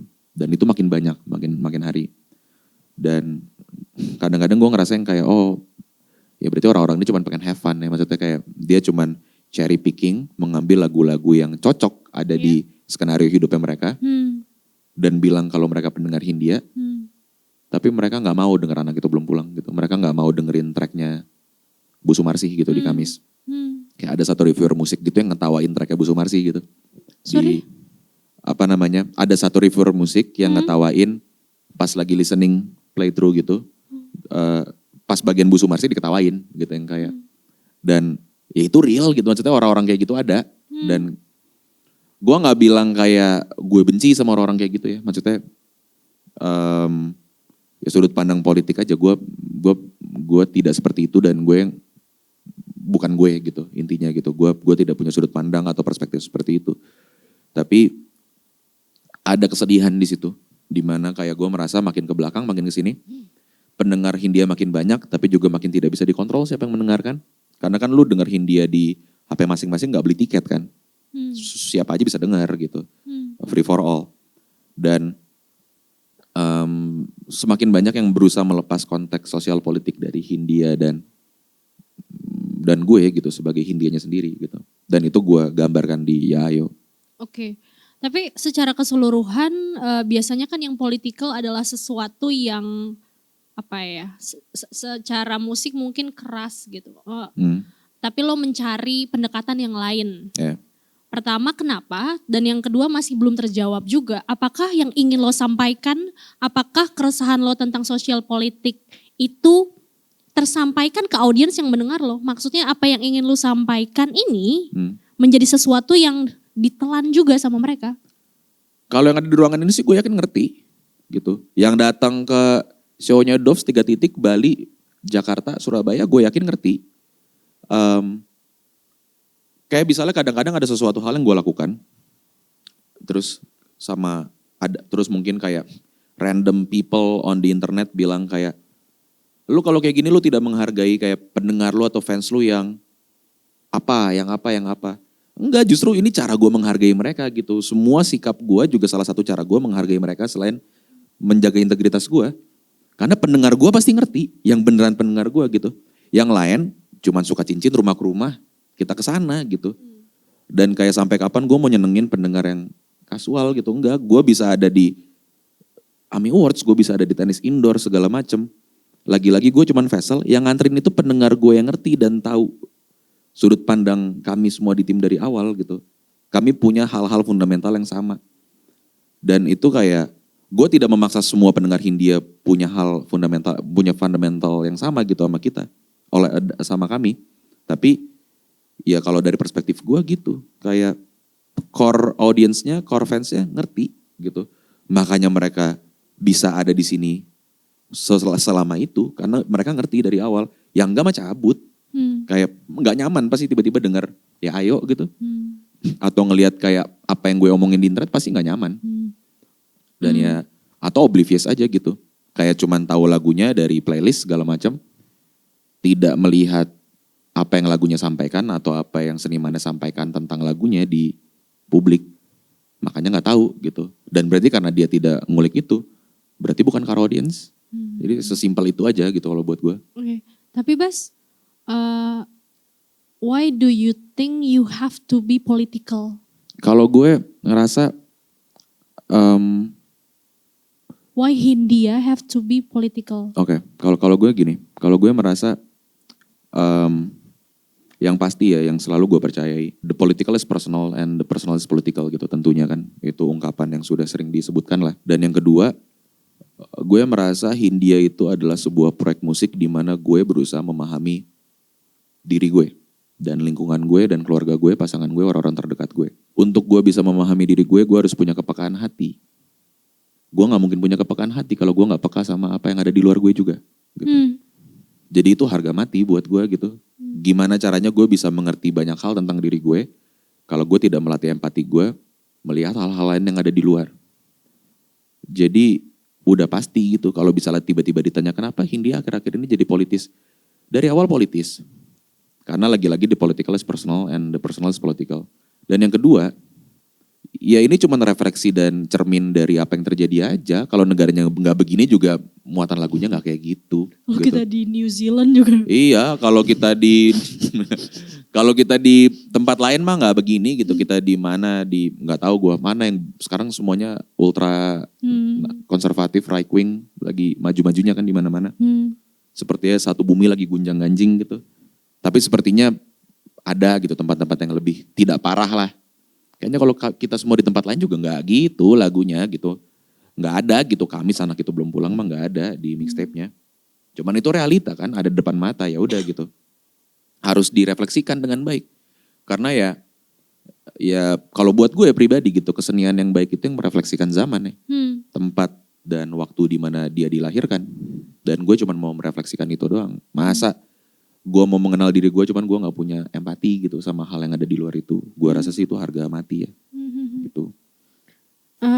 Setuju, karena apa yang Maple lakukan atau yang kita rekam hari ini adalah bagian dari perekaman terhadap apa yang memang sedang terjadi hari ini. Dan lo merepresent apa yang terjadi hari ini lewat Doves dengan, menurut gue dengan sangat baik. Salah satunya di Kamis dan anak itu belum pulang. Bas, kenapa? Tapi sebenarnya gue tahu sih alasannya, tapi mungkin lo bisa menjelaskan itu lebih lagi. Kenapa lo merasa 2 track ini harus ada di Doves? Gue punya kesedihan yang luar biasa di saat pas pemilu kemarin banyak banget komen berseliweran di internet. Bu Sumarsi dan kawan-kawan Kamisan dibilang, ini mereka cuma munculnya pas mau pemilu. Dan ngejual topik-topik 5 tahunan gitu katanya. Ada momen gue hampir nangis gitu baca ribuan komentar seperti itu di TikTok gitu. Di momen pemilu kan lebih parah kan, kadang-kadang meluber juga ke Instagram juga ada, ke Twitter juga ada. Gue sedih banget gitu pas baca itu. Gue udah pernah ke Kamisan dari zamannya gue masih ngampus. Di momen itu belum kenal Bu Sumarsi gitu. By the way ini hari Kamis. Oh iya, ini Kamisan ke berapa ratus kan berarti hari ini. Tahu mereka nggak ada kalau ada tanggal merah. Dan bulan Ramadan kalau nggak salah juga nggak ada, lupa. Dan gue nggak tahu kenapa gitu. Padahal kayak gue datang ke sana pun juga sebagai sesama warga sipil yang sedih aja kan melihat ada kasus-kasus banyak sekali yang belum selesai, ada orang tua keluarga yang mencari keadilan atau kebenaran gitu. Anggota keluarga mereka ada di mana. Tapi entah kenapa gue ngebaca itu, gue merasa itu serangan personal gitu buat gue. Yang kayak, kenapa lu ngetik kayak gini men, kenapa lu mikir kayak gini gitu. Emang lu gak bisa ngebayangin ya jadi ibu ini gitu, maksudnya emang lu gak bisa dengan santainya, dengan simpelnya, dengan mudahnya mencari dulu di Google gitu. Kalau bisa lu gak bisa pakai Google karena kebanyakan orang katanya gak bisa ngetik keyword di Google zaman sekarang makin mudah. Lu nyari di TikTok kayak atau pakai GPT kayak nanya kayak Kamisan udah berapa lama, siapa aja penggagasnya gitu kan. Gak mudah sekali ya, gak nyampe 5 menit. Kenapa lu bisa ngomong kayak gitu gitu. Kalau gue udah gak kuat jadi Bu Sumarsi ngelihat komen kayak gitu ya. Gue gak tahu gitu gimana rasanya. Orang-orang yang ada di situ gitu memperjuangkan keadilan untuk anggota keluarganya atau kerabatnya, orang-orang terdekat. Tapi ngebaca itu gue gak kebayang rasanya jadi mereka. Dan di momen itu gue sadar kayak banyak banget yang masih mungkin sekarang umur gue pertama kali tahu Kamisan di momen itu. Tapi udah gak pernah tahu Kamisan itu apa. Gak tahu Kamisan itu apa. Dan gue beberapa kali sering ya, bahkan bukan beberapa kali mendapatkan testimoni bahwa ada pendengar gue yang baru tahu Kamisan itu apa setelah mendengar Dovs gitu. Dan gue merasa pendengar gue banyak yang muda. Karena setelah LHB, ironisnya banyak pendengar muda yang harusnya makin dewasa ya gitu. Karena materinya makin sensitif. Tapi makin banyak pendengar muda, terutama setelah kita kesana meledak segala macam. Lalu di momen itu gue merasa gue punya platformnya buat bisa ngenalin ini ke jutaan orang yang gak pernah tahu ada ini sebelumnya gitu. Tapi gue mikir gimana caranya ini bisa disampaikan dengan elok, dengan baik, tidak mengapropriasi mereka. Sangat sensitif kan ini topiknya kan. Dan setelah dipikir-pikir panjang segala macam, kayaknya ide terbaiknya biarin aja Bu Sumarsi aja ngomong. Gitu. Bukan gue, ini bukan tempatnya gue gitu. Dan di anak itu belum pulang pun perspektifnya juga kayak sebagai orang yang melihat dari jauh dan pernah datang aja gitu. Gue berkali-kali ngecek ke kawan-kawan musisi, lirik anak itu belum pulang. Kalau kayak gini gak apa-apa gak gue nulis. Ini condescending apa enggak gitu. Ini appropriating apa enggak. Sampai semuanya bilang enggak kok gitu. Udah oke, udah bagus. Baru gue pede gitu nulis itu. Dan 2 lagu itu tidak dikomersialisasi sama sekali. Bukan tidak dikomersialisasi. Tapi semua keuntungan dari 2 lagu itu bukan buat Hindia atau 1024. Itu buat Kontras, buat Mbak Suciwati sama Bu Sumarsi juga gitu. Nggak ada 1 rupiah pun masuk ke kami dari situ. Terima kasih untuk itu Bas. Salah satu karena campaign yang kita lakukan bersama sudah di titik terakhirnya, tapi gue jadi ingat karena perjalanan kita ini Maple punya kesempatan menginterview langsung, saya punya kesempatan mendengarkan langsung Bu Sumarsi di depan mata saya. Dan pada saat pertemuan itu, menurut aku dia adalah ibu yang sangat pastinya menyayangi anaknya, tapi dia ingat betul kejadiannya seperti apa. Dia ingat betul tanggalnya, dia ingat betul penjahat statementnya apa di tanggal berapa di koran ini gitu. Itu tuh kayak Ya respect yang sebesar-besarnya untuk Bu Sumarsi gitu. Dan buat gue itu satu indikator bahwa dia sebegitu menyayanginya anaknya. Ya. Dia hafal detail semua. Jadi ini sedikit informasi tambahan ya buat teman-teman juga. Rekaman asli itu 20 menit lebih. Pakai 2 HP. Pakai HP kontennya 1024 sama HP gue pribadi. Gue pegang aja udah gitu. Biarkan Bu Sumarsi bercerita di ruang tamunya sendiri karena gimana caranya beliau harus nyaman lah gitu. Ya. Itu sepanjang 20 menit lebih itu dia hafal mati jam, waktu, siapa aja yang ada di situ di momen itu, siapa pernah ngomong apa, keadaannya gimana, cuaca bahkan kadang-kadang. Dan nama-namanya semua. Yang tentunya pasti tidak bisa gue masukkan ke dalam rekaman ya. Karena akan menjadi sesuatu yang pasti implikasi legalnya adalah. Kalau misalnya gue melakukan itu gitu. Jadi dan itu dibantu disunting oleh Aco Tendri juga. Karena gue merasa, gue berpikir temanku satu nih sebagai sutradara pasti dia punya logika storytelling yang baik gitu sebagai director kan. Jadi kayaknya kalau dikasih ke dia bisa membantu kayak urutannya gimana karena ada yang ditukar posisinya segala macam. Biar jadi sesuatu yang 5W1 hanya itu jelas untuk orang-orang nggak tahu Sumarsi itu siapa, Wawan itu siapa, Kamisan itu apa gitu. Dan itu pun pas gue ngirim ke Aco itu gue udah berusaha banget. Gue ada yang versi 9 sama 7 menit terus dipendekin lagi sama dia jadi versi yang sekarang gitu. Kurang lebih tapi itu agak mirip sama kontennya Blank Canvas itu. Bu Sumarsi di interview 1 jam tapi itu harus di-cut karena banyak hal. Pastinya juga karena attention span dan lain-lain. Tapi gue sangat bersyukur ada momen itu bertemu langsung dan mendengarkan langsung beliau. Terima kasih juga Bas. Terima kasih. Ya semoga seperti mimpi lo juga makin banyak yang tahu apa yang terjadi, apa itu Kamisan, dan mungkin ada lebih banyak lagi yang terus datang di hari itu. Dan yang paling penting untuk suatu hari ada keadilan ya pasti. Ya, betul. Amin. Selanjutnya aku berharap nih tak terjadi kepadamu Bas. Iya. Pas gue dengerin lagu itu ya pertama kali, gue kayak what the. Tapi semuanya begitu, semua orang responnya begitu. Tim pun responnya begitu. Pas pertama kali kayak anjing demi apa lu? Serius nih gitu. Ya udah tapi. Tapi apa yang membuat lo berani untuk setelanjang itu? Gue salah satu ya.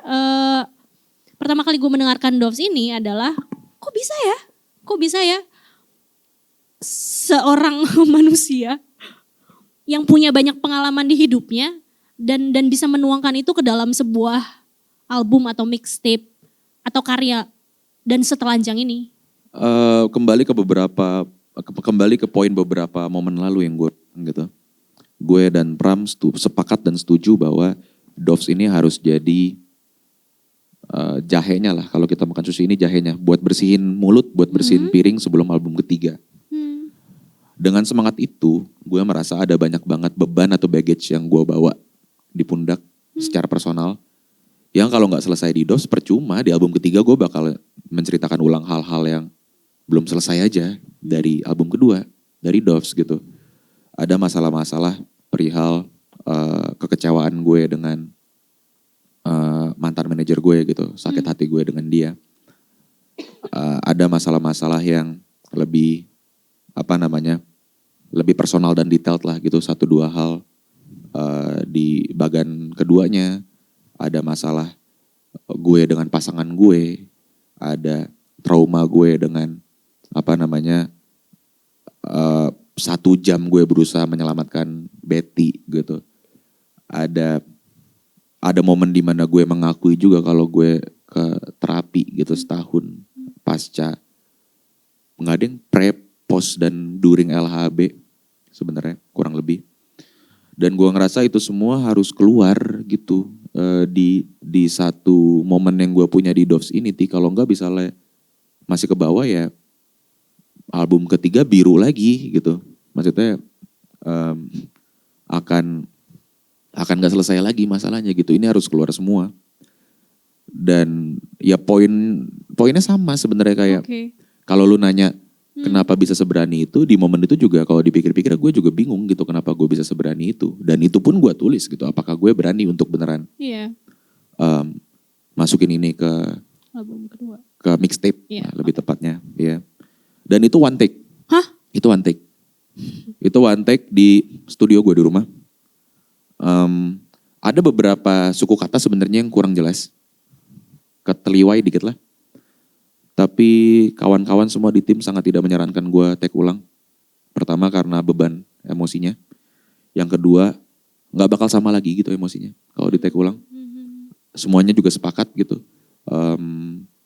Beli Uta juga yang ngerapihin filenya juga sepakat. Tapi produksiannya tuh itu dari Karim Saharjo. Itu salah satu, kalau kosongan ya, tanpa ada spoken wordnya, harusnya lagu itu tuh masuk di LHB. Yang musiknya aku berharap tuh harusnya masuk LHB. Tapi gak jadi. Karena udah 28 ya, udah banyak banget. Banyak track-tracknya Karim yang buat gue bagus banget, tapi memang belum gue masukkan ke LHB.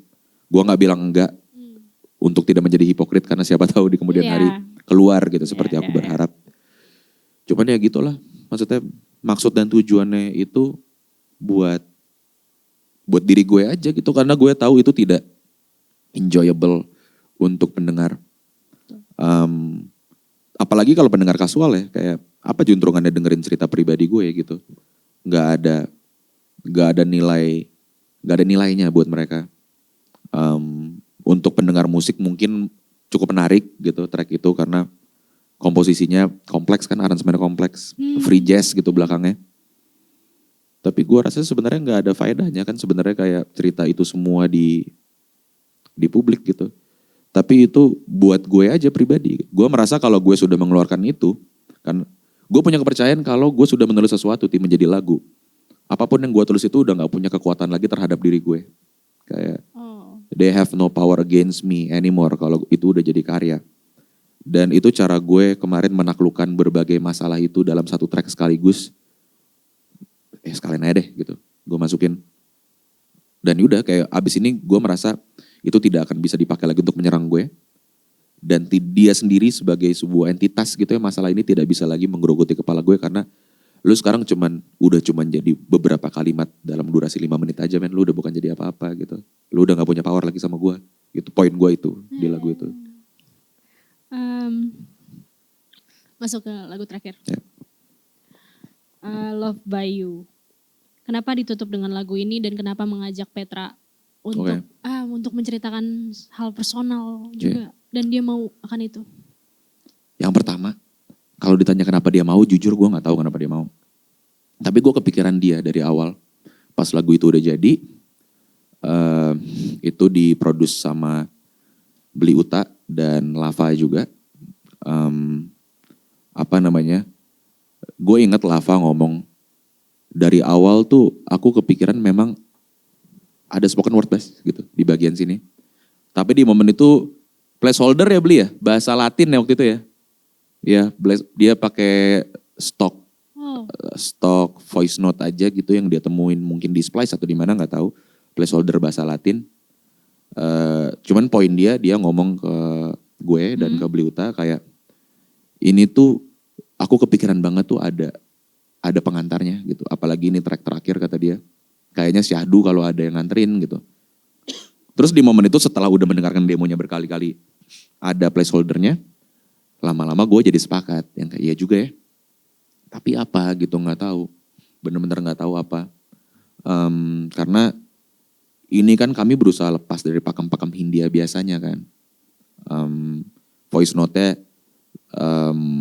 ada juga sih, maksudnya kayak kemarin juga sempat ada pikiran untuk nge-mirror nyokap gue sendiri gitu. Kalau di album pertama ada voice note seorang ibu menceritakan sebetapa dia senang melihat anaknya tumbuh.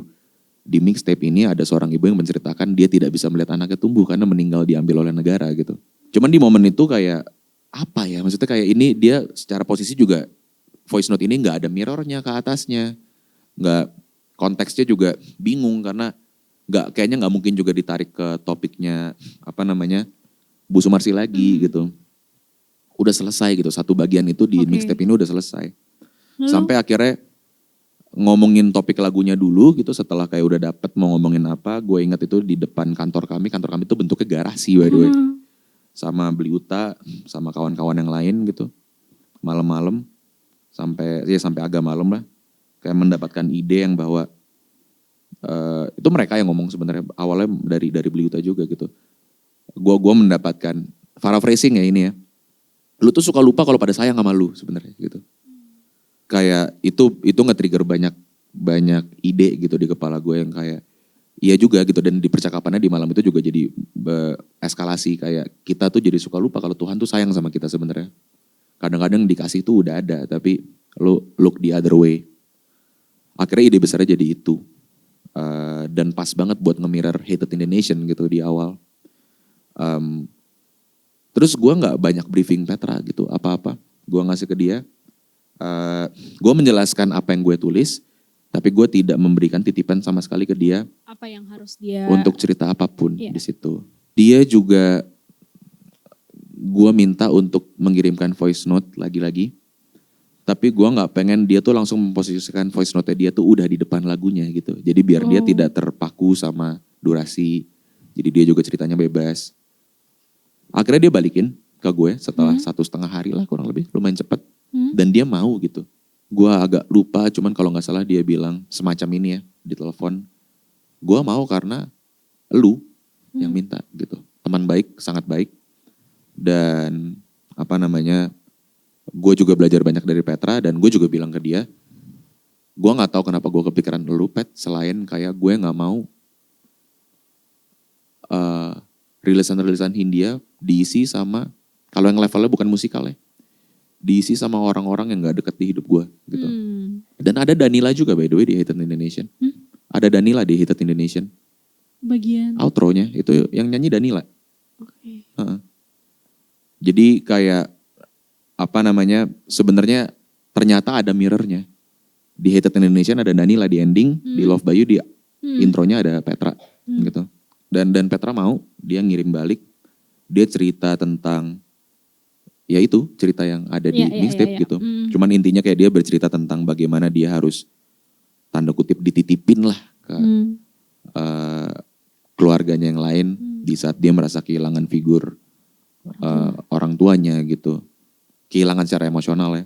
Dan itu versi voice note yang pas dikirim ke gue karena gue gak ngasih konsen panjang banget nih. Itu juga gue agak bingung cara ngekatnya gimana gitu.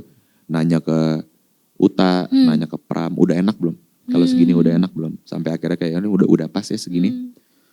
Dan yang nomor 1 gue minta ACC dari Petra dulu. Kayak Pet, kalau ceritanya begini gimana? Gue berusaha sebaik mungkin untuk tidak memotong sama sekali poin dari cerita lu. Secara keseluruhan Secara keseluruhan. Dan pas banget bener-bener dia selesai ngomong, itu vokalnya udah harus masuk gitu. Dan buat gue itu jadi poin, kadang-kali kalau gue mendengarkan ulang Doves lagi, dari atas sampai bawah, kadang-kali secara gak sengaja gue ngerasa voice note Petra itu tuh jadi lumayan merangkum state of mind gue pas gue ngerjain Doves gitu loh. Kayak belajar sayang sama diri lu sendiri gitu. Tapi sulit, dan akan selalu sulit. Tapi lu mau gak mau ngelakuin itu. Sama seperti kayak gue di awal, gue membuang satu track karena gue bilang, gue tidak mau membuka mixtape ini sekelam gue membuka Lagi Pola Hidup Akan Berakhir gitu. Yaudah bikin baru deh. Yang gak dapat sama Beli Uta gitu. Sampai akhirnya kami decide kayak kirim kali ya ke Melons gitu produser. Dia kira tuh pas gue ngomong Rabu depan gitu ke Melons produsernya. Gue di kepala gue tuh gue kira tuh kayak gue ngomong gitu maksudnya yang dia tangkap adalah Rabu minggu depan. Ternyata tuh itu udah tengah malam, udah Senin. Jadi dia cuma di kepala dia cuma punya waktu 2 hari. Pas gue tutup telepon gue sadar kayak dia salah nangkep deh gitu. Terus tapi gue biarin. Ya udahlah biar cepet. Terus beneran Selasa balik guys. Cepet banget, mantep emang Melons. Gue baru ngaku itu ke dia minggu lalu. Terus dia bilang santai aja masku gitu. No, ternyata dia jago banget gitu. Cuman kurang lebih gitu. Iya, jadi setelah lo pikir-pikir lagi, Love By You bisa merangkum Doves 25 on Blank Canvas ini. Poinnya Petra sih, terutama intronya Petra ya. Beberapa yang buat gue centerpiece-nya Doves itu ya A Feeling, terus intronya Petra di depan gitu. Walaupun ya pada akhirnya sebuah rilisannya satu kesatuan ya. Oke. Terima kasih sudah menjelaskan 16 Terima lagu kasih ini. banyak. Terima kasih banyak. Dengan sangat cantik. Elok. Oke. Sebetulnya waktu kita terbatas, tapi gue rasa mereka pasti ada pertanyaan di kepala yang ingin ditanyakan langsung. Kalau mungkin kita membuka untuk 2 orang, ada yang ingin bertanya. Nah pas banget nih 2. Tapi tadi 2 kakak tangan, aku duluin yang berbaju hijau dan baju hitam di belakangmu. Boleh minta mic-nya, nanti kita langsung rangkum pertanyaannya ya. Jadi nanti langsung dijawab sama Baskara keduanya. Oke, silakan. Selamat sore semuanya. Terima kasih kesempatannya. Nama saya Merzika. Saya ingin menanyakan beberapa hal. Mungkin terlihat pertanyaan sederhana, cuman saya penasaran. Yang pertama itu tadi Kak Bas kan bilang ya, kalau misalnya Doves ini itu mixtapes yang menjadi penengah atau jalan untuk ke album yang ketiga. Berarti sudah ada plan untuk pembuatan album ketiga dan bisa di-spill sedikit mungkin gambaran dari album ketiganya itu seperti apa kayak gitu. Terus Tagi, itu kalau bisa. Tagi, Bray. Kalau bisa itu kalau yang bisa. Yang asam lambungan aja duduk-duduk di belakang tuh kayak aduh. Ntar, tapi dirangkum gitu. Okay. Cuman itu akan dijawab ya. Jawabannya seperti apa kita lihat setelah pesan-pesan berikut. Satu lagi yang simple, kenapa Kak Bas milihnya itu burung merpati untuk di mixtape-in? Thank you. Thank you. Terima kasih. Iya, terima kasih. Boleh Masnya maju juga, jadi nanti kita rangkum pertanyaan-pertanyaan dan nanti dijawab. Kalau yang ini di real life sama di kamera sama-sama hitam bajunya. Oke, halo semuanya. Perkenalkan, gue Mahen. Di sini gue mau nanya, untuk yang ngekurasi untuk urutan lagu, itu apakah memang dari tim sendiri atau pakai mungkin nyari pandangan dari orang yang emang udah tahu nih harusnya kayak Baskara nih ataupun Hindia nih, package keluarnya didengar orang tuh kayak gini atau gimana. Terus kenapa yang aku berharap ini terjadi padamu, itu kenapa akhirnya di akhir bukan di, kalau aku pribadi mikirnya kayak setelah di Hated in the Nation karena. Oh bagus ini, ya tadi kalau lengkap juga poin tentang ini. Ya, oke. Dan juga kenapa itu bahasa Indonesia, karena biasanya untuk, mostly kalau untuk lagu personal kan dia menggunakan bahasa Inggris ya.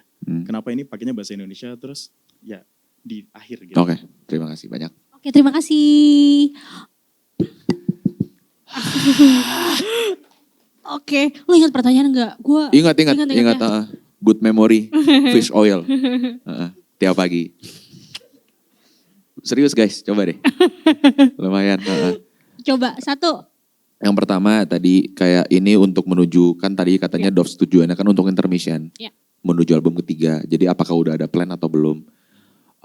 Moderator yang baik, silakan. Iya, tentu.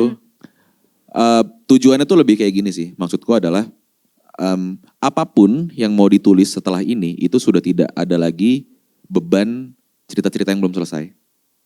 Jadi bukan berarti yang kayak udah tahu nih mau cerita apa di album ketiga, makanya dibikin seperti itu sambungannya. Belum gitu.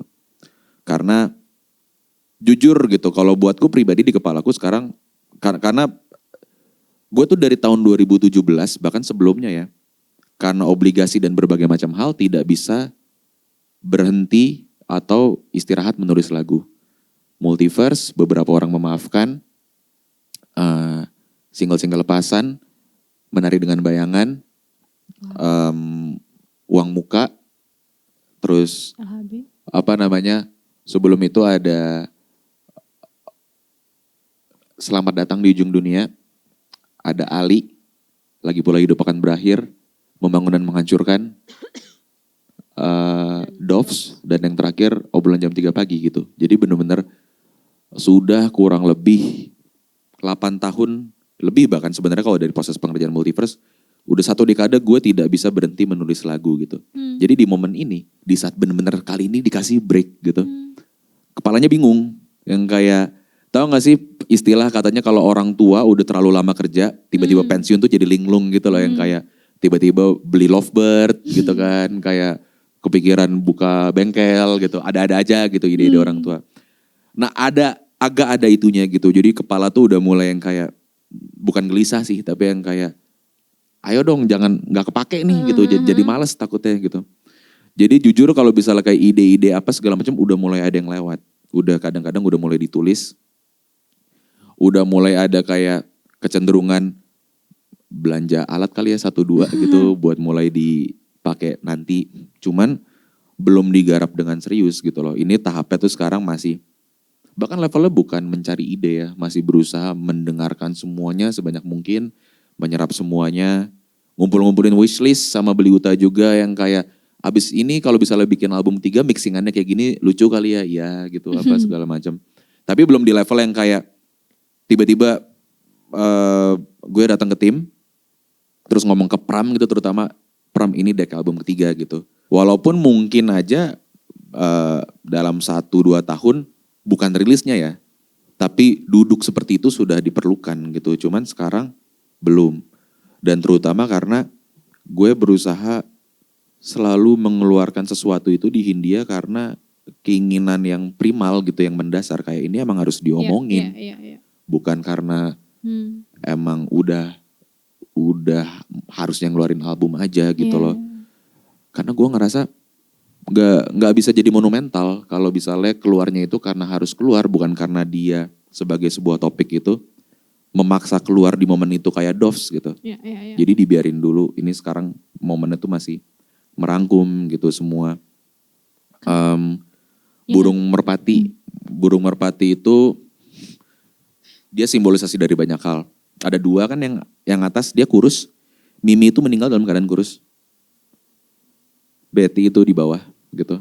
Tapi yang ngelit ke atas itu Mimi. Kayak ada faktor juga dalam positioningnya, kayak kadang kita gak perlu jadi yang terbaik atau gak perlu jadi yang paling sehat atau paling bugar, paling fit untuk bisa ngasih jalan buat orang lain gitu.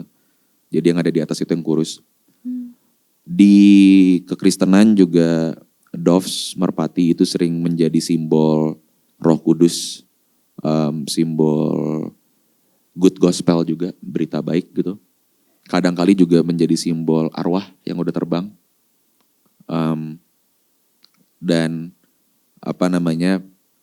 pembawa pesan gitu.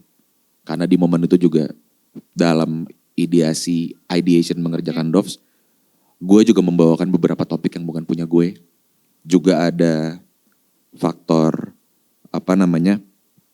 dia symbol of freedom gitu. Sebuah simbol pembebasan. Berhubungan juga dengan tadi gitu, gue bilang Doves itu banyak negative space. Ini kita mulai dari 0, blank canvas, makanya gitu kosong. Iya. Jadi dia multi layer lah, nggak cuma 1-2 gitu, alasannya ada beberapa. Setelah mendapatkan itu semua, dan normalnya merpati itu banyaknya putih gitu, penggunaan warna juga. Doves sebagai sebuah rilisan dia putih, kayaknya masuk gitu semuanya, benar-benar dapat semua. Terus kayak tiba-tiba Eureka moment aja, suatu hari yang kayak, guys ini KV-nya merpati gitu, dan harus merpati. Abis itu yang digodok adalah bagaimana cara menggambarkan merpati tersebut gitu. Sampai akhirnya dapat dari art director kami, Gumilang, yang 1 di bawah, yang 1 di atas. Cuman gue memberikan beberapa titipan aja, harus kurus gitu yang di atas. Ada banyak simbol itu. Jadi dia bisa menjadi kayak nyawanya Mimi dan Betty yang sekarang udah naik ke Rainbow Bridge. Bisa jadi simbol freedom, symbol of starting anew, simbol pembawa pesan gitu kan. Ada topik penting yang harus disampaikan, di anak itu belum pulang, di Kamis dia ayo. Simbol of gospel juga, good gospel artinya berita baik gitu. Bahwa gue udah gak ngabisin 5 juta lagi sehari buat alkohol gitu. Melalui proses mengerjakan Doves ini. Dan itu semua jadi satu, dan gue rasa ini memang merpati. Selanjutnya pertanyaan dari Masnya, lupa. Fish oil, sehari 1 dia bagi. Fish, pemerintah gak kepikiran? Cek, ya. Nah ini scam nih kayak gini, nelfon gini. Pas diangkat robot yang ngomong, menawarkan pinjaman segala macam. Oh iya benar-benar jam segini sama pagi. Iya benar. Gak usah diangkat guys. Iya gak usah. Tadi apa pertanyaan Mas? Oke, pertanyaannya yang pertama, aku berharap itu kenapa di belakang? Iya. Karena kan kalau dari posisi tracklist, yang personal banyaknya di atas kan. Gitu, kenapa dia di belakang? Kenapa bahasa Inggris juga gitu? Itu juga di luar. Bahasa Indonesia. Kenapa bahasa Indonesia? Karena biasanya kalau kata Masnya, Iya. Biasanya yang personal itu bahasa Inggris. Terus yang terakhir tadi itu perihal. Tuh kan, Nggak, katanya bentar. fish oil. Tapi setidaknya gue ingat 4 dari 5. Enggak, orang pertanyaan cuma 4. 1, 2, 3, 4, 5 tadi. Kayak kenapa aku berharap, kenapa bahasa Indonesia sama Kurasi. kurasi setlist. Ya. Benar, setlist. Tuh jumlahnya juga fish oil. Bener dah, coba. Oke, yang pertama tadi juga lupa gue jelaskan, ke-skip tadi pas ngobrol sama Tiara. Kalau diperhatikan tracklistnya Doves itu dibuka dengan sesuatu yang sangat personal. Dibuka dengan sesuatu yang sangat political, Hated in the Nation. Lalu sampai tengah mixtape itu semuanya personal. Tiba-tiba ada belahannya gitu. Udah bagian-bagian of feeling, the word is ending itu ada belahan. Tiba-tiba jadi political semuanya, tutupnya personal. Jadi lagi-lagi dia mirroring gitu. Persis mirroring. Agak loncat menjawab pertanyaan yang ketiganya dulu. Itu salah satu momen yang paling gue suka dalam mengerjakan sebuah album atau mixtape atau rilisan gitu. Ngurutin tracklist, ngasih judul, bikin topiknya, nyari judul albumnya, nyari key visual segala macam. Itu nomor 1 yang paling gue suka. Nomor 2 yang paling gue suka adalah bikin komposisinya gitu. Kalau udah producing, udah harus nyari chordnya apa segala macam gitu. Gue cuma tahu kayak mainnya gini, bunyinya gini, itu udah produser biasanya di belakang. Jadi selalu gue yang mengerjakan gitu tracklistnya. Tapi gue minta saran, gue minta pendapat. Biasanya udah jadi tapi. Dan most of the time gue keras kepala ya kalau sama tracklist. Emang pengennya gini gitu. Emang keras kepala aja sih, bukan sama tracklist. Sorry. Apa? Enggak. Ngomong aja di mic gak apa-apa. Naik YouTube. Apa yang pengen disuarain? Mumpung ada ininya, platformnya. Silakan. Maple Media. Oh enggak, udah lewat. Oh dibungkam dia. Ya. Oke. Nyala lagi. Jadi gitu, jadi memang kalau tracklist gue lumayan agak partikular gitu. Tapi biasanya menanya pendapat. Kalau misalnya nanya pendapat pun dan misalnya ada masukan gitu yang kayaknya yang ini kurang kenceng, kayaknya yang ini kurang mellow gitu. Yang gue ganti itu musiknya, gue nggak mau ganti lagunya, serius. Sampai kayak gitu rasanya. Dan itu berkali-kali terjadi di Doves, berkali-kali terjadi di LHB. Di Doves itu dengan Beli Uta, mostly ya kalau musik-musikan kayak gitu. Tapi ini kurang kenceng deh Bray buat taruh sini. Ya udah kencengin deh, tuh musiknya jangan diganti gitu. Dan di LHB juga kayak gitu. Ini kita kurang ada yang menye di sini gitu. Ya udah kita menyein lagunya, atau kurang agresif ya kita bikin agresif lagunya gitu. Tapi gue sangat partikular dengan storytelling sebuah rilisan gitu. Karena buat gue album itu tidak pernah mati dan seharusnya buat gue pribadi ya, pengalaman mendengarkan musik paling hakiki itu buat gue dengerin album. Dari awal sampai akhir. Lu jadi tahu cerita persisnya yang ngerjain itu mau ngomong apa gitu, mau cerita apa, itu di album. Oke. Dan yang terakhir di pertanyaan kedua, kenapa bahasa Indonesia, kenapa bukan bahasa Inggris? Itu ujiannya gue gitu memang. Kayak gue berani gak ngomong ini pakai bahasa Indonesia jadi orang tidak multi interpretatif. Jadi emang to the point gitu kayak, manajernya korup gitu. Kayak ketawa lu pada lu. Kayak jadi memang to the point gitu dan itu sangat telanjang gitu rasanya kan di saat itu menjadi bahasa Indonesia. Gue sempat kepikiran kayak gue bisa aja ngebikin spoken word di Aku Berharap itu jadi bahasa Inggris. Tapi lagi-lagi gue bersembunyi di balik sebuah bahasa gitu. Itu kalimat yang ada di bukunya, Hated in the Nation. Salah satu halaman merah. Karena semua halaman merah itu kan yang nulis gue, semua halaman lain itu pram. Kecuali kata pengantar itu Teguh. Ada satu frasa itu di bukunya. Hiding behind, dissenting opinion hiding behind the English language gitu. Dan gue kadang kali merasa cara gue menutupi atau bersembunyi dari konsekuensi, entah dari serangan publik atau dari ketakutan terhadap diri gue sendiri adalah menggunakan bahasa Inggris gitu. Itu ujian buat gue harus menulis ini dalam bahasa Indonesia. Gitu. Oke. Semoga terjawab Mas dan Mbaknya. Amin. Terakhir Baskara, sebelum menutup rewind ini, 8 bulan setelah Doves 25 on Blank Canvas ini rilis. Yeah. Singkat aja, do you feel relief? Banget. Gue pas LHB rilis itu rasanya cuman kayak lega udah rilis. Padahal dia yang album, Doves itu yang mixtape. Tapi pas gue selesai ngerjain Doves itu rasanya yang kayak ada banyak banget hal buruk yang gue tinggalin juga kemarin gitu. Dan ini pertama kali juga ngerjain pas udah jadi manajemen sendiri, udah dengan tim baru. Banyak banget yang baru di hidup gue gitu. Dalam proses ngerjain Doves, gak cuma dari sisi pekerjaan, tapi juga personal. Gue rasanya baru pertama kali ngerasa bisa terbang di kayak album covernya gitu. Kayak di Doves gitu. Melepas semuanya yang lama. Banyak banget mindset gue yang berubah juga karena Doves dan karena apa yang gue tulis di Doves gitu. Dan lucunya beberapa orang juga ada yang merasa Doves itu walaupun mixtape dan dikerjakan sangat mepet, tapi ironically dia menjadi rilisan paling komprehensif Hindia gitu. Dan at times kadang-kadang gue setuju sama itu. Mungkin justru karena gak dipikirin ngerjainnya. Dan gue sangat bersyukur itu terjadi sih di Doves. Ya, oke. Terima kasih Baskara Putra. Terima kasih untuk Doves 25 on Blank Canvas-nya. Kalau enggak kita nggak ada di sini. Terima kasih banyak. Kalau nggak ada video hitam putih ini. Hitam putih, yes. Mantap.